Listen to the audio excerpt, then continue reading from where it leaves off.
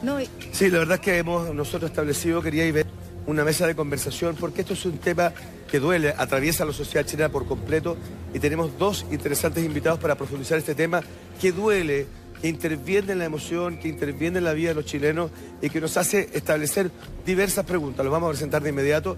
Estamos con Rodrigo Paz, psiquiatra, Alfredo Morgado, abogado. A ambos los recibimos con un aplauso, que han querido compartir con nosotros esto que nos ha dolido tanto. Quiero partir contigo, Rodrigo, porque uno trata de entender qué está pasando en la mentalidad de las personas que hoy día ni siquiera le ponen el límite de un abuso sexual de una pequeña de 1 año y 7 meses. Entiendo que ahora hay otra más víctima de lo mismo. Rodrigo, hay una enfermedad mental, hay una sociedad que está presentando matices que nos está llevando hacia un lado tan morboso y perverso. A ver, yo creo que hay varios problemas acá. Uno de ellos tiene que ver con una cosa más global, que tiene que ver con que Chile, a diferencia de otros países latinoamericanos y a diferencia de otros países del mundo, tiene tasas de enfermedad mental que están muy por sobre la norma. Voy a poner algunos ejemplos. Chile y Corea del Sur somos los dos únicos países de la OCDE donde las tasas de suicidio infanto-juvenil, en vez de ir en bajada, van subiendo, van en aumento. Okay. Chile y algunas ciudades de Chile tienen las tasas de depresión y trastornos del ánimo más altas del mundo. Okay. El promedio es 1 de cada 10 en la mayoría de los países del mundo. En Chile tenemos tasas de alrededor del 20% de la población adulta con trastornos del ánimo. En Chile tenemos tasas de abuso de alcohol en jóvenes que nos tienen como número 1 en Latinoamérica en consumo de alcohol en jóvenes y número 5 en el mundo. Somos top 1, somos los primeros en el mundo en tasas de consumo de marihuana en escolares. Tenemos el triste honor de ser, o sea, 1 de cada 4 escolares chilenos está consumiendo marihuana regularmente, lo cual en los niños, a diferencia de los adultos, es muy grave porque la marihuana en los niños produce daño cerebral. Entonces, claro que hay un factor de insanía mental, pero además... Pero es bien multifactorial, ¿eh? Por cierto, ahora, pero para ir al tema más cercano a lo que estamos hablando. La muerte de Ámbar es la muerte 1359 de niños a cargo del Poder Judicial de Chile. Hasta junio del año 2016 murieron 1.313 niños. Desde esa fecha hasta ahora, no reconocido oficialmente, estoy hablando solamente de la estadística que nosotros, y hablo ahora como querellantes por la muerte de Sename, la corporación que presido, somos querellantes por la muerte de Lisette Villa, de James Gaete, de Alan Peña y ahora recientemente de Tomás Araneda. Como querellantes, nosotros hemos tratado de llevar una cuenta y sabemos, porque estamos mirando las noticias, que desde junio del año 2016, 1.313 ahora van 1.359 niños. Y para cerrar. Quiero hacer una pregunta al doctor respecto de... Sí. Porque, a ver, esta es una pregunta que muchos se hacen probablemente y que es importante aclararlo. Respecto de los abusos del abusador y en este caso especial de este sujeto, que uno tiende a pensar que es un crimen brutal y todos coincidimos en que es de verdad lo más deleznable que una persona puede llevar adelante. Entonces, algunos dicen, no, este hombre está loco, delirante, ¿cómo puede en una persona inocente como una chiquitita ver un objeto de violencia? ¿Son personas que no tienen conciencia o, como creemos otros, me cuento porque he leído algo del tema, son absolutamente conscientes de la maldad que están haciendo? ¿Saben perfectamente qué es lo que están haciendo? Bueno, por eso le pregunto a usted como doctor. Está muy bien. Yo soy perito forense, de manera que a mí en no pocas ocasiones me corresponde ir a tribunales de justicia. De hecho, trabajé mucho tiempo en la Defensoría Penal Pública, como perito de la Defensoría, donde tenía que ir a un tribunal y cuando yo lo consideraba como perito, que así era el caso, convencer a un juez de la República o a un grupo de jueces, de magistrados, que esa persona que estaba ahí acusada de un homicidio había actuado porque padece o padecía de una enfermedad mental. De manera que la pregunta que tú haces es muy relevante. Pero, y aquí es muy importante para que uno quiere, o quisiera, yo quisiera por lo menos, que de esta conversación surgieran ideas para realizar políticas públicas para evitar más muertes, ¿no? Bueno, pero desde ahí... Y entendiéndolo así, quiero situar esto, de que Ámbar es la muerte 1359, pero la 1358 ocurre hace 10 días atrás, en La Calera. Un niñito de 7 años que lo mata a su abuela a golpe. A palos, claro. Porque no quería comer. Claro. Entonces, a la pregunta que tú haces, José Antonio, ¿qué pasa que una abuela mata a su nieto de 7 años a golpe? Entiendo que con un bate, con un palo, con un bate de béisbol o algo así. Con un palo, sí. ¿Ya? O este otro señor abusa de esta niña, no sabemos bien el detalle, hay muchas versiones, yo tengo mis dudas si hubo o no abuso sexual, para serte franco. Lo claro es que hay un maltrato. Sabemos que esta niñita, Ámbar, era maltratada por su propia madre.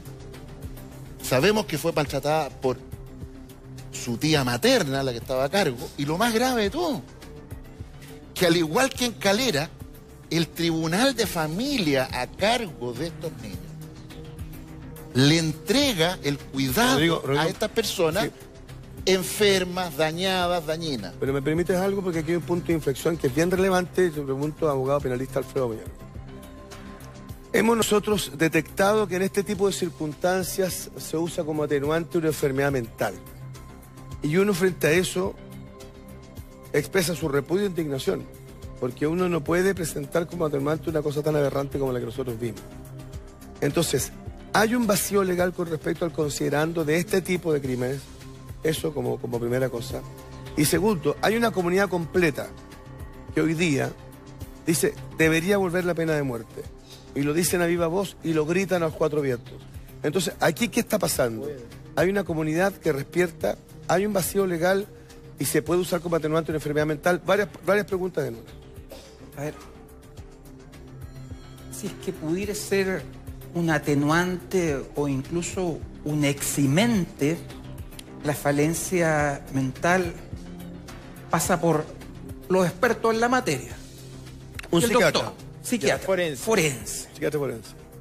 No es fácil llegar y establecer en un tribunal que una persona se le puede disminuir la pena o derechamente eximirlo, que es un loco o demente y por lo tanto inimputable.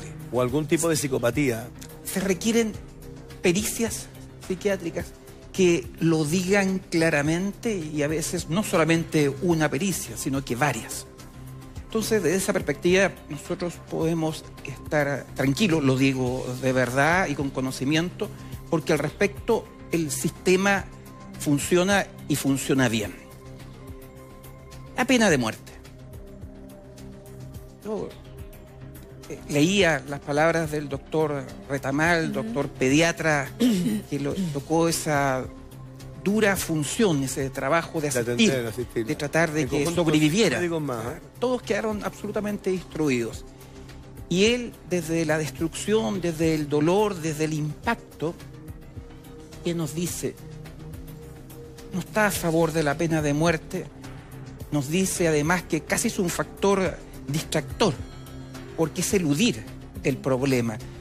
Lo primero, casi una dinámica de venganza y también entendible de la gente, es, no, la muerte. Pero el tremendo problema que tenemos de verdad es la sociedad, nuestras instituciones. Es más amplio que entonces que la pena de muerte. Por suerte. Bueno, ese es el problema que hay que abordar y quedarnos en la pena de muerte, en la discusión, si es viable o no. Puede salir una persona de una u otra tendencia política y decir, sí, levanta la mano, pero hoy en día, de la perspectiva legal, no se puede reinstalar la pena de muerte. Aquí hay varias responsabilidades.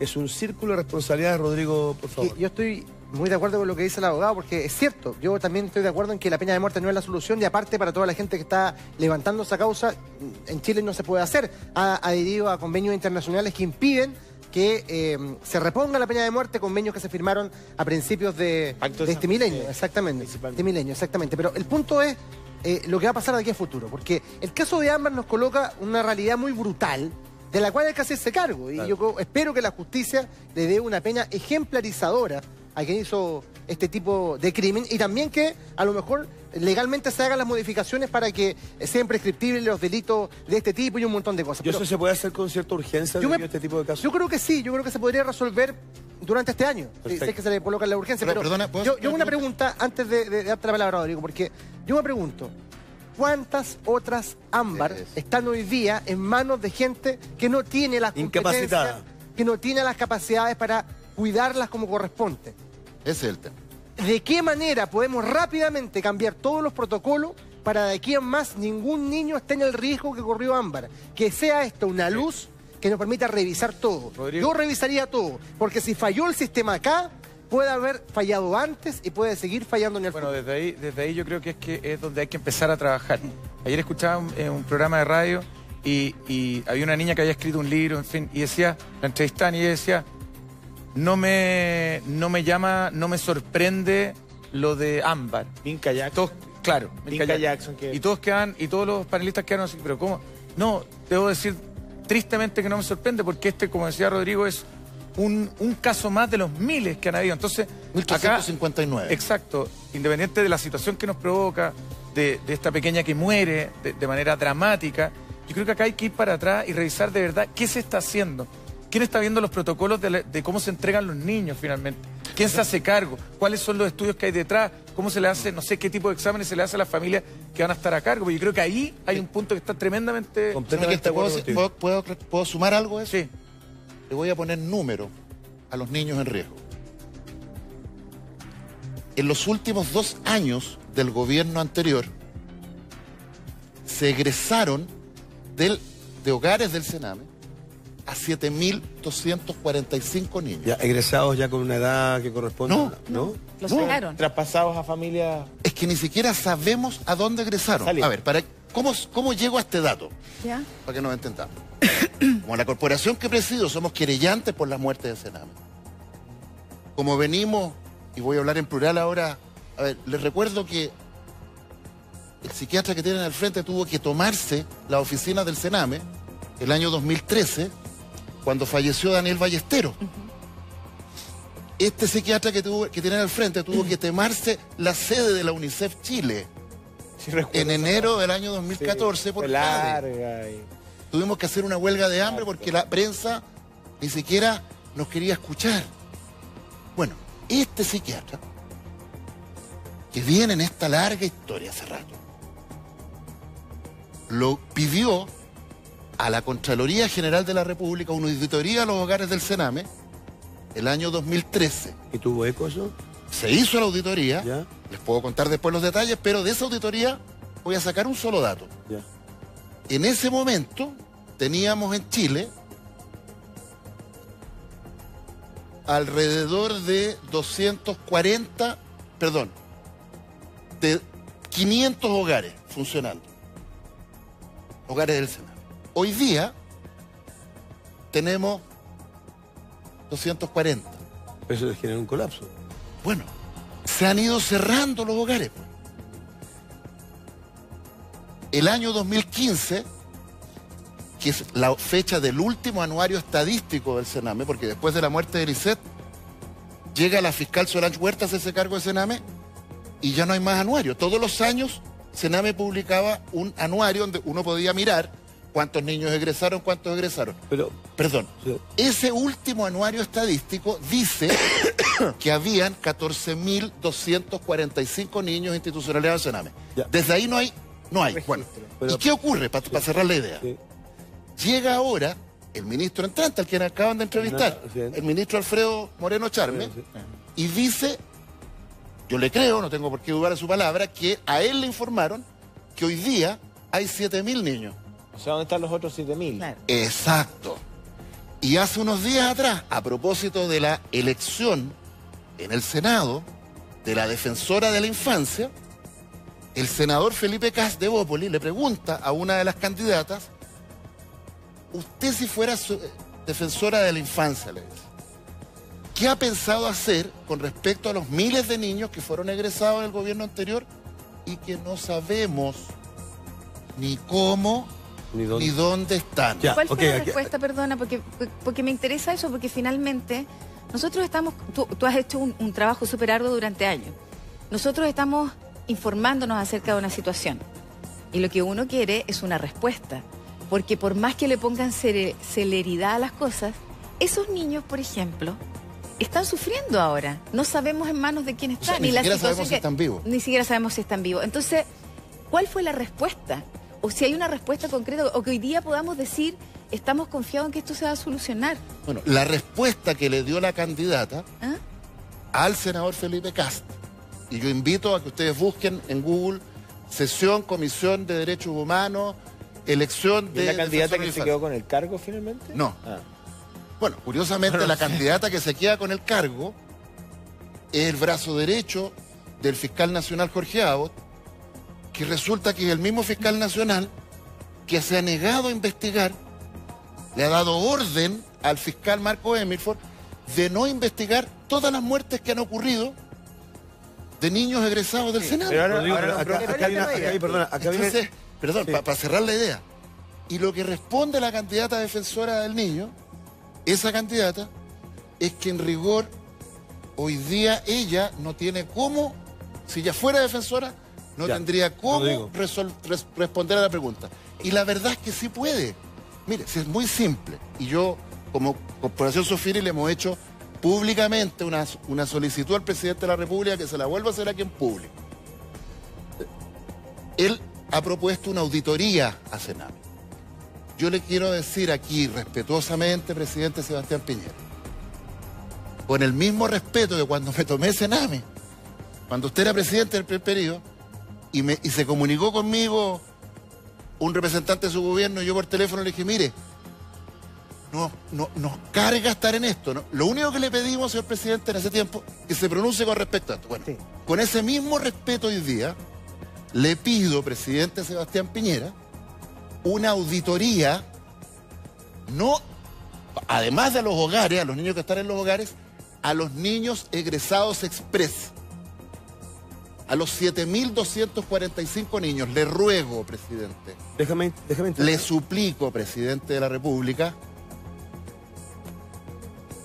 solicita a los tribunales de familia, comisiona a un grupo de personas que vaya a preguntar y averiguar dónde y cómo están cada uno de esos niños. Me temo, presidente de la República. Pero el judicial le va a contestar que no tiene capacidad. Me deja un segundito, Rodrigo. En la mañana entrevistamos a una jueza de familia y yo le hice la misma pregunta. ¿Ya? Y ella dice que no existe hoy día la capacidad suficiente para poder hacer desde el Poder Judicial, desde los tribunales de familia, un seguimiento cercano a lo que pasa con los niños. La jueza Mónica Geldres dice que no. La jueza, la que nosotros entrevistamos en la mañana, dice que ellos se apoyan en equipos técnicos de las organizaciones que participan, probablemente el Servicio Nacional de Menores, y que finalmente el juez debe ser el último en resolver, el último ratio de una larga cadena a la cual debe llegar la mayor cantidad de... Pero aquí yo hubiera pensado, Rodrigo, aquí yo habría pensado lo siguiente. Cuando tú tomas una decisión tan importante como hacer egresar a 7.000 jóvenes, yo me imagino que hay guaguas. Me imagino que hay un dispositivo de fiscalización y monitoreo permanente, porque es una responsabilidad que no termina hasta cuando se abre la puerta. Cuando se abre la puerta, y con esto termino, porque estoy usando tu frase,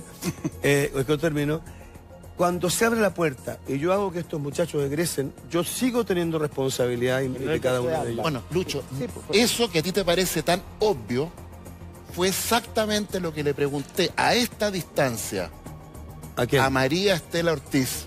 ¿Y qué te respondió? En enero del año 2014 me junto con ella, contactado por la presidenta Bachelet, que nos dijo, júntense con Estela Ortiz, ella se va a hacer cargo de las políticas de infancia y háganle presente. Y a ella le pedimos, le pedimos tiempo. Está claro que y ahí le pedimos a Estela Ortiz hacerse cargo de esta situación. ¿Y sabe lo que me dijo? ¿Qué te dijo? Me dijo que iban a nombrar a 40 abogados para egresar a estos niños. Le digo, bueno, ¿y quién los va a seguir? No me dice si esos niños están mal ingresados a Sename. Lo único que hay que hacer es devolverlos a sus familias, porque donde mejor están los niños es con la familia. Es con la familia. Es el problema integral. Sí. Quiero preguntarle a Alfredo, que también lo tenemos acá, y un muy buen punto que estamos conversando. ¿Por qué la ley es tan estricta cuando uno quiere, por ejemplo, adoptar un niño? es muy estricta la ley en Chile, es muy difícil. El proceso de adopción en Chile es sumamente complejo. ¿Y por qué, con qué, de alguna manera, facilidad salen estos niños? ¿Por qué no es igualmente riguroso? A ver, una cosa es la ley, una cosa es lo que está escrito, una cosa es cuando se crea esta norma y la intención, y otra cosa es lo que pasa en realidad. Perdón, en verdad. Lo que pasa es que estamos hablando de menores de edad, claro. Estamos hablando de guaguitas, estamos hablando de seres que son bastante vulnerables, sea el cename o sea un niño que uno quiere adoptar que esté en nuestra institución. Entonces, a eso voy. Para allá voy. Ya. Entonces, se establece todo un procedimiento para, en caso de vulneración de los derechos, afectación de la integridad de un niño que sea entregado a terceros. ¿A quiénes se busca? Se busca principalmente, lo dice la ley, un vínculo consanguíneo o que exista un vínculo de confianza. La última ratio es internal en un centro. En el caso de que esa red de apoyo no existiera. Pero esa decisión la tiene que tomar un juez y el juez tiene que asesorarse adecuadamente con los técnicos, los expertos. Aquí tiene que valorarse lo que son las habilidades parentales, tiene que valorarse una serie de antecedentes, elementos psicológicos, sociales, que claramente desde la perspectiva técnica la pregunta es, ¿acaso esos asesores técnicos que deben informar a un tribunal para que tome una decisión están lo suficientemente capacitados? Pareciera que no. Ahí hay un tema, la competencia de las personas que establecen este protocolo. Rodrigo, te voy a preguntar lo siguiente porque vamos a ir al caso de Ámbar. Vamos a ir a Rinconada Los Andes y vamos a seguir con esta conversación. Rinconada Los Andes, donde se encuentra Ivette Vergara, tomando el pulso a la emoción, al dolor que está sufriendo no solamente la familia, un país completo. Ivette Vergara. Queremos justicia, queremos. Estamos viendo las imágenes como está llegando la carroza fúnebre acá junto a la escolta que ha acompañado a la pequeña Ámbar, que ya viene estacionándose, llegando acá a Nuestra Señora de la Asunción en la comuna de Rinconada de los Andes, ante la indignación de la gente que ha estado durante toda esta mañana gritando queremos justicia, justicia para Ámbar. Y por supuesto imágenes muy, muy desgarradoras. Acá ha venido gente de todas las edades a despedir a Ámbar, con los ojos llenos de lágrimas, sobre todo mujeres, mamás, dueñas de casa que han venido esta mañana a acompañarla. La familia de Ámbar, bueno, la familia que ha estado presente, digamos, acá, que ha sido básicamente el tío con el que se ha podido conversar la prensa, ha querido que las puertas de la iglesia se abran para todo el público. Hemos estado conversando con algunas personas que esta mañana han llegado muy, muy temprano porque quieren darle el último adiós a Ámbar con globos. Yo les contaba de colores blancos y rosados, muchas flores también. Han venido incluso niños acompañando a sus padres a dar esta despedida, y estamos viendo también cómo están acá el párroco, están los sacerdotes esperando para ejercer y para poder dar esta misa cuando se está abriendo ahí la puerta y se va a bajar el féretro de Ámbar. Chicos, no les puedo describir lo que significa lo doloroso, y de verdad que se hace un nudo en la garganta relatar estos momentos, porque uno no quisiera ver jamás féretros de este tamaño, de este porte, que llevan a una niñita de 1 año, 8 meses, que fue vejada por un adulto. Es algo incomprensible, es algo muy, muy doloroso, y poder traspasar todo esto es muy difícil. Así es que bueno, estamos tratando de ingresar, porque también nosotros queremos, como medio de comunicación, muchachos, es efectivamente traspasar esto que está sucediendo acá, para que no existan más Ámbar, para que no existan más Sofías, para que no existan más niños abusados ni maltratados en nuestro país. Te escucho. Ivette, no, solamente agradecer que tú nos traigas la emoción de un momento tan doloroso. Evidentemente vamos a respetar la intimidad de la familia. No sabemos si hay más actores protagónicos de la familia sanguínea, este vínculo más cercano, su madre, sus tíos, me imagino que sí. Ahora viene un momento de intimidad, Ivette, evidentemente no lo queremos interrumpir. En cualquier momento vamos a hablar contigo si hay otra información. Muchas gracias, Ivette. a ustedes. No, y claro, hay un momento de intimidad y de mucho dolor, hay mucha angustia y que es mejor no televisar. Vuelvo al tema del gobierno, sí. El gobierno hoy día va a dar a conocer el proyecto de reforma. Hay dos líneas básicamente. Una tiene que ver con transparentar y perfeccionar los criterios con los cuales se escogen a las familias de acogida y se realizan los traspasos de los niños temporal o permanentemente a familias que los puedan atender cuando sus padres no pueden hacerlo. Eso lo va a comunicar el presidente y el ministro de Justicia esta mañana. Y además, temas que aumentan las sanciones y también la prescripción del tiempo de los delitos sexuales. Que hasta ahora son 10 años, ¿no? Son de entre 5 y 10 años. Ayer desde... 30. Porque aquí se cruzan varias cosas. Ayer desde Roma, en la conferencia de prensa de las víctimas Caradima, Hamilton hacía un llamado directo al presidente de la República, decir, le pido a usted, presidente, que tenga la valentía de llevar adelante una modificación profunda, como es que los delitos sexuales no prescriban. Porque la verdad es que cuando uno piensa en la naturaleza del delito, y ahí me gustaría preguntarle a Alfredo, la naturaleza del delito sexual por sus características, por el abuso que existe, por el silencio, por la vergüenza. Por el tiempo que se demora. No es lo mismo que robarse un lápiz en el supermercado ni hacerle una zancadilla a alguien. O sea, evidentemente es un delito que tiene ciertas características que hacen que la prescripción, es decir, que el reloj aquí opere no en favor de la víctima, sino que en favor del abusador. Exactamente. Por lo tanto, ¿por qué no decretar y pelear por la no prescripción de los delitos sexuales?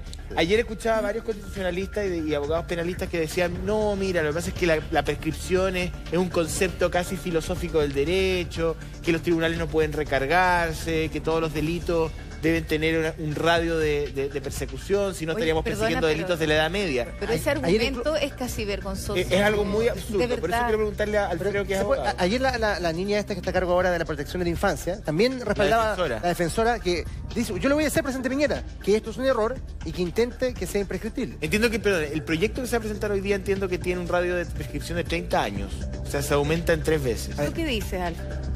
Más allá de los argumentos filosóficos, la discusión que se pueda tener en ese ámbito, vayámonos a lo concreto, veamos el tipo de delito, sobre todo cuando se trata de abusos sexuales al interior muchas veces de la familia, del círculo de confianza. Lo difícil que es develar, llegar después incluso a denunciar, asumir la anormalidad que muchas veces dentro de un medio familiar se tiende a invisibilizar, naturalizar, se confunde al niño. Entonces, claro, tenemos este ejemplo brutal, caso Caradima, que después de tantos años... Regalamos un segundo, Alfredo, tenemos un último minuto con el presidente. Que han sido abusados en Chile. No vamos a permitir que sigan siendo abusados nuestros niños. Yo quiero compartir con la familia de Ámbar nuestros pensamientos, nuestras oraciones y también el dolor que sentimos por el brutal, cruel y despiadado abuso de una niñita inocente que tenía toda una vida por delante como es Ámbar. Hoy día vamos a anunciar un conjunto de medidas para que lo que le pasó a Ámbar, ojalá nunca más le pase a ningún niño o niña de nuestro país. Prescripción, esos son los cambios, presidente. Vamos a hablar hoy día de eso. Claro, ahí te veíamos en vivo, en directo, muchachos, las palabras del presidente de la República que va subiendo ya en dirección hacia La Moneda, porque en un ratito más, a las 10:40 de la mañana, se tiene previsto anunciar lo que yo escuché atentamente, ustedes hablaban, lo que tiene que ver con la prescripción de los delitos. ¿Cuál es la postura del gobierno de que se aumente este plazo de prescripción de delitos? Como lo decía el José acá, en una cuenta regresiva que finalmente termina poniendo a las víctimas nuevamente en un escenario complejo. Palabras del presidente de la República, dando cuenta también de lo que ocurre allá en Rinconada de los Andes, muchachos, con este caso que ha marcado un punto de inflexión, un antes y un después. Lo vean ustedes en exclusiva por las pantallas de Mucho Gusto. Muchas gracias, Simón. Fíjate que muchas gracias, vamos a volver contigo en cualquier momento. Yo quiero hacer mención a lo siguiente. Este señor que está acá, Alfredo Retamal, me equivoqué, Álvaro Retamal, hace un relato descarnado, emocional, que yo creo que nos impactó a todos. Y yo creo que este tipo de testimonios deberían estar en la mesa de los jueces. Este tipo de testimonio debería estar aquí en la mesa del juez que golpea la mesa. Ese que dice caso cerrado, este señor debería ser parte de ese análisis criterioso que uno espera y que comparte el repudio y la indignación de toda la sociedad. A mí me cuesta entender que una entidad como el Sename no tenga protocolos tan importantes que digan este señor que está aquí es incompetente para tener. ¿Cómo no hay un atisbo de anormalidad? ¿Cómo no hay un experto que diga tengo la señal que hasta por un lenguaje no verbal este señor no califica?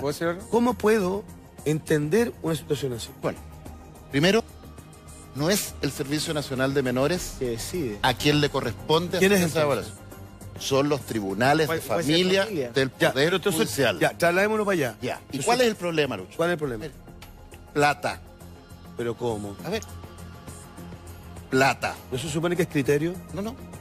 El problema que está matando a los niños más frágiles de este país es un problema de dinero. O sea, no hay recursos. Y el presidente Sebastián Piñera, como buen economista que es, lo sabe y lo sabe al dedillo. ¿Que realmente querías solamente dinero? A ver, no entiendo. Yo voy a sumar algo más. A ver, que déjenme Rodrigo, me parece que no. A ver, ¿por qué digo que es dinero, José Antonio?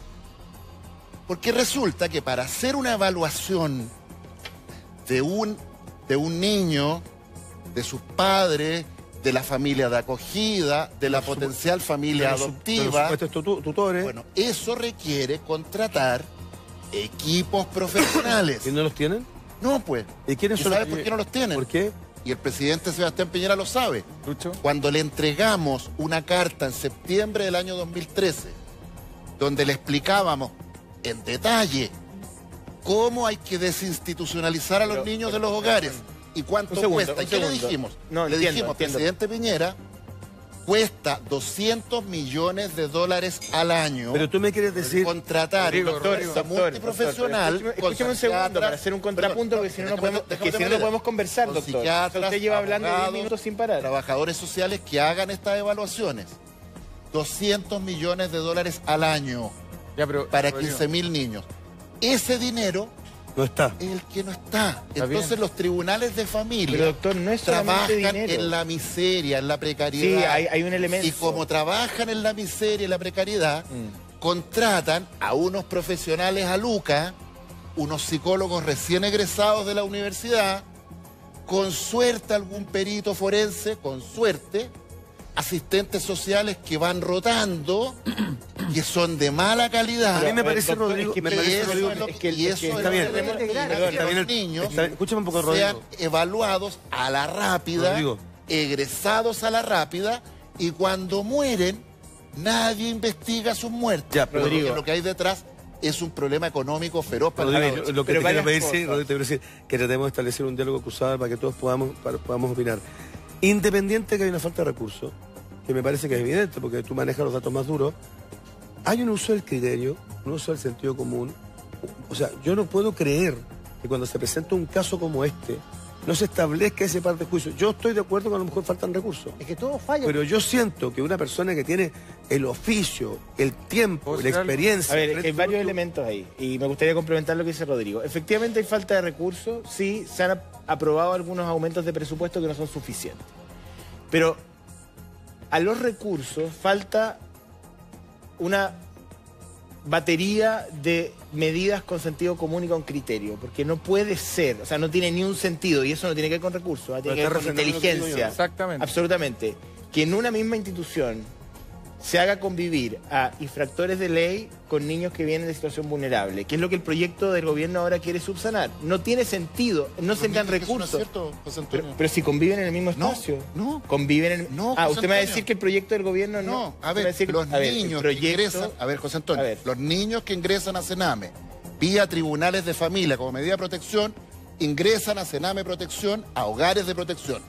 Los niños mayores de 14 años que ingresan a Sename porque han vulnerado la ley desde tribunales de garantía, ingresan a penales Sename y a centros Sename completamente diferentes. Pero esos registros, según el ministro Nalarray, perdón, es que déjeme contestarle, pues, doctor. Es que eso que se ha dicho, de que en Sename conviven los infractores de ley. ¿No es verdad? Entonces el ministro Larraín miente. Sí. Porque hace 2 semanas de una entrevista dando los lineamientos del proyecto y él dijo que efectivamente los registros del Sename estaban alterados y efectivamente había niños que salían de tribunales de garantía y había niños que salían de tribunales de familia y que se mezclaban en algunos hogares que no pertenecen al Sename, sino que son hogares que colaboran. Bueno, si el ministro miente, ponemos la puerta por fuera. No será el primer ministro que miente. Rodrigo, dame un segundo para... Silencio un poquito. Vamos a ordenar el debate. Esto pasa porque es apasionado y no importa todo, así que no se preocupen por la pasión.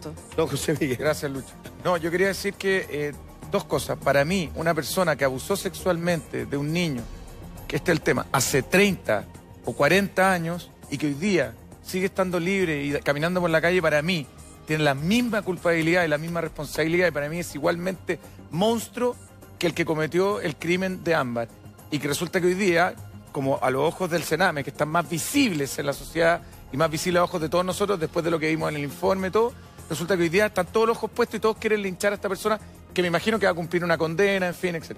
Pero resulta que hay tipos que andan dando vueltas por las calles. Por eso, perdonen que diga esto, pero yo no lo circunscribiría a un tema de número y cosas legales, logística y leyes, en fin. Yo creo que aquí, hablando desde el sentido común, desde la calle, hay personas que están sueltas y que son igualmente delincuentes como el que tenemos hoy día presente.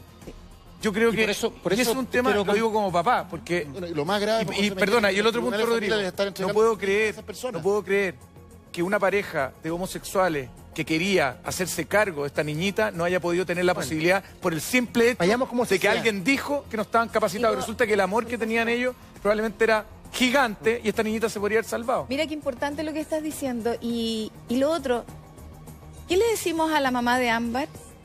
Que puede ser que no estaba la mejor calificada, pero ¿qué le decimos como sociedad? Porque hoy día ella no tiene Ámbar. Fallamos, pues. Y fallamos. ¿Y qué le decimos a otras mamás que ya perdieron a sus hijos?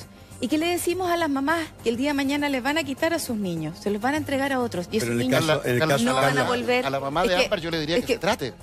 Sí, no, por supuesto, pero yo lo estoy diciendo como nosotros, como sociedad, sí, yo lo sé, como sociedad, como gobierno, mi pregunta es, y obviamente no la vamos a responder hoy día, pero son las preguntas que todos nos hacemos, porque volvemos a lo mismo, aquí lo que importa son los niños. Es que yo creo que la podemos responder. Los niños que están llegando a Sename, ya sea los hogares, en protección, separados de los infractores, o los que llegan a los penales Sename como infractores, la mayoría de esos niños son hijos de padres muy enfermos, muchos de ellos que han sido niños que pasaron por Sename o su equivalente antes, ¿no es cierto? Y muchos de ellos con graves problemas de salud mental. Yo el mensaje que le daría a la madre de Ámbar o a su familia es que se trate o que la traten. Esas mamás, cuando se tratan, son mamás que tienen descontroles de impulsos, cuadros adicciones a drogas, al alcohol, etcétera. Por eso cuando al comienzo del programa hablábamos de la epidemia de alcohol, marihuana, etcétera, a eso me refería. Bueno, esas mamás o esos papás, cuando acceden a tratamiento, muchos de ellos se sanan, se rehabilitan y pueden ejercer su función paterna adecuadamente. Y eso fue lo mismo que le dijimos al presidente Piñera, porque en esos 200 millones de dólares que le decíamos que había que invertir, incluíamos un elemento adicional, tratar a las familias. La rehabilitación de muchos. No lo puedo dejar de mencionar, la politización del Sename, y ustedes están de acuerdo conmigo. Absolutamente. O sea, la politización del Sename, la rotativa de directores que tuvo el Sename durante los gobiernos de la concertación fue impresionante. Y luego la designación de Solange Huerta, que yo tengo el mayor respeto por ella. La politización del Poder Judicial. O sea, si hoy día las muertes de los niños como Ámbar, como este chico en La Calera que murió la semana pasada porque se lo entregaron a la abuela enferma y sin tratamiento que lo mata, un tribunal de familia, la politización de las fiscalías, pues.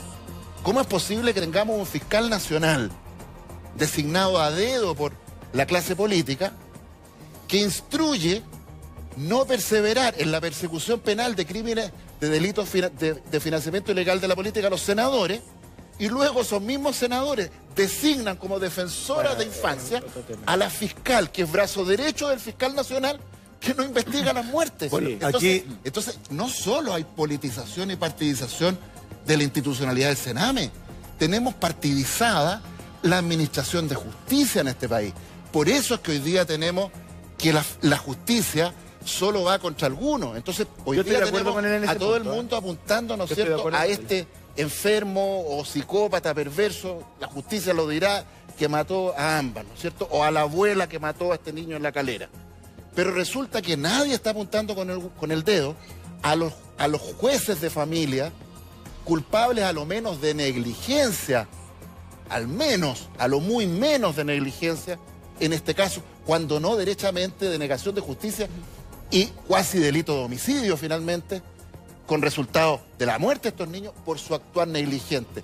Pero resulta que nadie investiga a estos jueces. Fíjate que Te pongo un ejemplo, Lisette Villa, el caso por el cual estamos querellando hace ya más de 2 años, se cumplieron 2 años hace poquito. Sí. Están imputando a las cuidadoras, pero resulta que el fiscal Emilford se ha negado a imputar a los médicos que la malmedicaron. Se ha negado a imputar a los jueces del Tribunal de Familia, quienes le negaron a Lisette Villa traslado a un hospital psiquiátrico. Hay varios actores desde la exministra Blanco hacia abajo. Perdona, cuando le dijeron a los jueces de familia de Colina, Lisette está mal medicada, está sobremedicada, y los jueces...